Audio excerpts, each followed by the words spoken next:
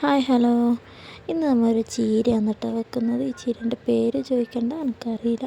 പിന്നെ 3-4 വട്ടം നമ്മൾ ഈ ചീര വെച്ചു. ഇന്ന് വെക്കുമ്പോൾ നിങ്ങളെയും കൂടെ കാണിക്കാമെന്ന് വിചാരിച്ചു.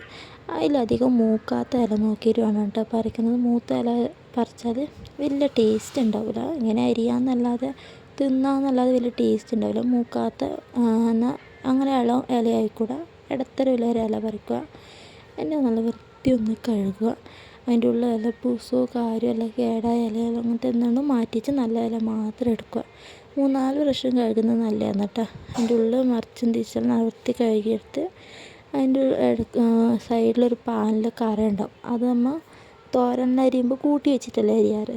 അപ്പോൾ ഒന്ന് മുറിച്ച് കളയണം. എന്നിട്ട് നല്ല നൈസായിട്ട് അരിഞ്ഞ് പിന്നെ ഒരു ജാറിൽ കുറച്ച് തേങ്ങ, കുറച്ച് പച്ചമുളകും ഉള്ളിയെല്ലാം കൂടി ജസ്റ്റ് ഒന്ന് ചതച്ച് ഈ എണ്ണ ചീരേൻ്റെ ഒരൊപ്പം ഇട്ട് നല്ല വൃത്തിയൊന്ന് കുഴക്കുക. 2-3 അല്ലി വെളുത്തുള്ളിയും കൂടെ വേണം കേട്ടോ.